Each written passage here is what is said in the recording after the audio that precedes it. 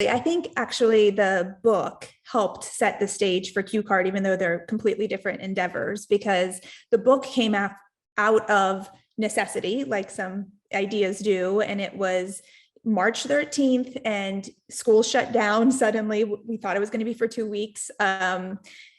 For a bit of quarantining for COVID. And what we do as a family is usually when there's big transitions coming up, we reach out to books to help kind of explain what the children can expect, because they never listen to us. But if we find a book where there's a little kid going through the same thing, it'll kind of sink in. And obviously there was no book available to talk about something that we haven't gone through before as a country, and as the world. And so at that moment, I thought, well, I would like to make a book just, out of paper and staple it together and just draw little stick figures trying to explain social distancing to my kids so they can understand why we're staying home and we're not going to parks or to see grandparents, etc. And then that evolved to, well, if it's going to be helpful for my family, then maybe it's going to be helpful to others. So maybe I can just make it a slightly better book and put it out there for the world to see. And then the anxiety and the self-doubt came in, where it's like, I'm not a lawyer, I'm not a child psychologist, I'm not an author, I'm not a child psychologist. Like, who am I to say what other people's experiences should or shouldn't be with, I'm not a healthcare expert, all of that. And then I just kind of focused on, will this help people? If people have a story to share with their children, will it or will it not help people? And arose at the conclusion of, it might.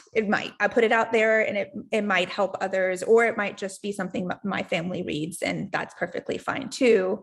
And because of the subject matter, I was in a rush to get that book out, because I thought, one, I didn't know that the pandemic would last as long as it did, but regardless of the length, I knew that it would only help children understand the transition if it was kind of early on in the transition. And so I had to put something out there that I didn't necessarily think was perfect. And I think that has kept me in the past from putting, works out there or starting different businesses, or even just like writing a blog post, because it would take me forever to try to find the perfect words to say the perfect thing in the right way.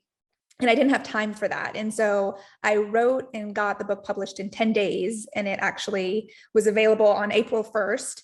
And the first 2 months was just full of families reaching out to me and saying, thank you so much. This has helped our children. We read it at bedtime, anytime they're worried about why they can't go see their grandparents, we read it. And just the influx of support and gratitude for something that I thought was not perfect was so overwhelming that I sort of realized what I hope to have realized long ago, which is, it doesn't have to be perfect to help other people. And it doesn't even have to be perfect for your own selfish reasons of getting feedback and to, grow and innovate and be creative.